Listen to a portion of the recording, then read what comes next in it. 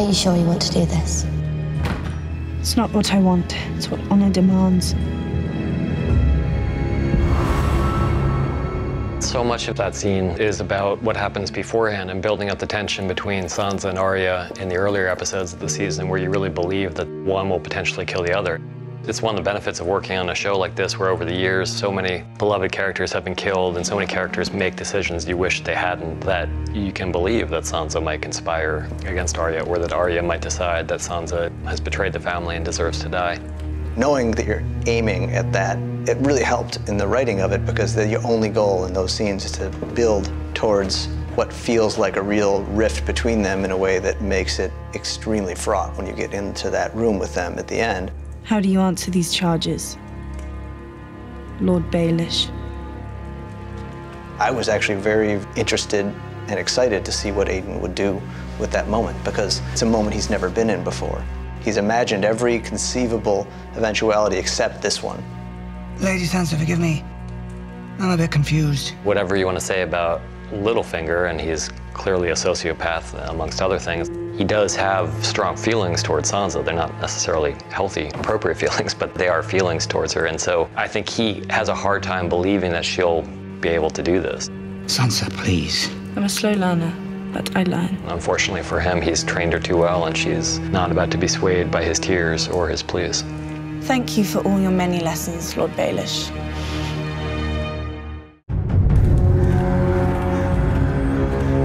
You have 60+ hours at this point of main characters who you hopefully are really invested in.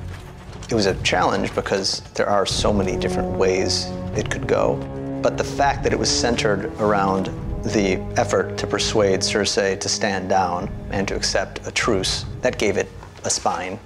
This isn't about living in harmony. It's just about living. There's so many different interconnections between all these people. The Hound mountain scene was one we felt we needed to highlight. Remember me?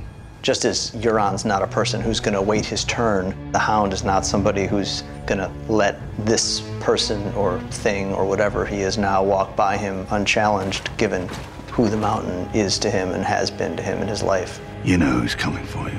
You've always known. One of the themes of the season, that characters might be skeptics about religion and the supernatural, but once they confront it face to decomposing face, it's really hard to deny it anymore. I cannot serve two queens. Then there is nothing left to discuss. I don't think Tyrion goes to see Cersei out of pride or to prove that he's brave. Again, it's one of the situations where it's the only choice he can see. It's the only way he feels like he can salvage this peace mission is to go himself. He's the only person who can talk to her, because as much as she hates him and as much as he hates her, they know each other better than probably anybody in the world knows them. I don't care about checking my worst impulses. I don't care about making the world a better place. Hang the world. It's a little bit of a poker game they're playing there, because it seems like she's bluffing and he reads her bluff, but she wanted him to read her bluff. This was all part of her game. You're pregnant. Cersei's become quite good at playing this game. She wasn't in power, but she was on the edges of power, and she learned how to operate in that environment. And she plays Tyrion pretty beautifully here. The darkness is coming for us all. We'll face it together. We were in that dragon pit for many, many days.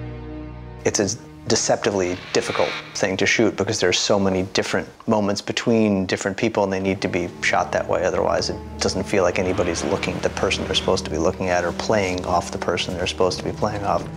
We both saw what just happened. This goes beyond houses and honor and oaths.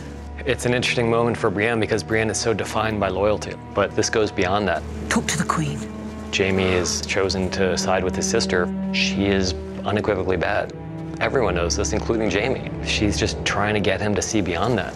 And tell her what? I think that's certainly on Jaime's mind, but then the final straw is when he realizes that this was all a scam. I always knew you were the stupidest Lannister. I think seeing the truth of what's in the North, it meant one thing to Jaime and it meant something else to Cersei. They both acknowledge the truth of it. They're both smart enough to realize what it means, but she is still seeing it from a cold, strategic standpoint, and he's seeing it from a position more of existential survival for everyone. This isn't about noble houses. This is about the living and the dead. And I intend to stay amongst the living.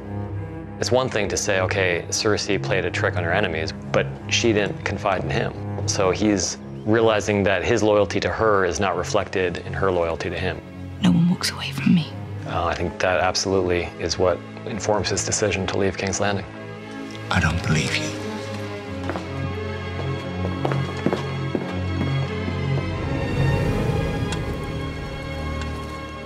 He needs to know the truth. The truth about what? About himself. Jon's not Jon Sand. He's actually, as Bran finally overhears from Lyanna, Aegon Targaryen. And that means he's the rightful heir to the Iron Throne. That changes everything. I would say the challenge with this sequence was finding a way to present information that at least a good portion of the audience already had in a way that was dramatic and exciting, also had a new element to it. Part of the answer as to how to go about doing that was in the montage, intercut nature of it. It was about making it clear that this was almost like an information bomb that Jon was heading towards. Robert's rebellion was built on a lie.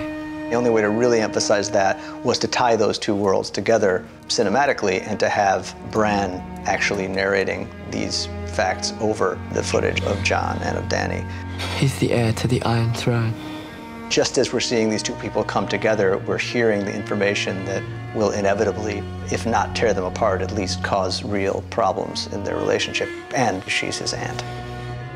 It complicates everything on a political level, on a personal level, and it just makes everything that could have been so neat and kind of perfect for Jon and Dany, and it really muddies the waters.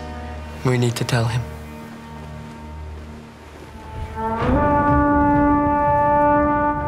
We tried to contrast the various season endings so that they don't feel too similar. So last season we had a pretty triumphant ending with Dany finally sailing west towards Westeros. This one is definitely much more horrific. Many years now we've known this would be the ending of the penultimate season. The walls kept these things out for 8,000 years. There's no real reason that it can't keep doing that unless something puts a hole in the wall. There's one thing on the board from the beginning that is now big enough to do that, and that's a dragon. It just started to suggest itself as a logical way forward. We write, and then the wall comes tumbling down, and it's really easy to type those words on. It's really hard for them to make it look good. It needed to be a thing you go out of the season on.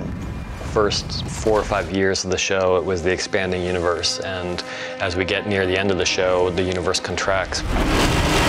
Characters are going to a place that they never have before, quite literally in some cases, but also just in a larger sense where they're facing the conflicts they know will decide their fates. The lone wolf dies, but the pack survives.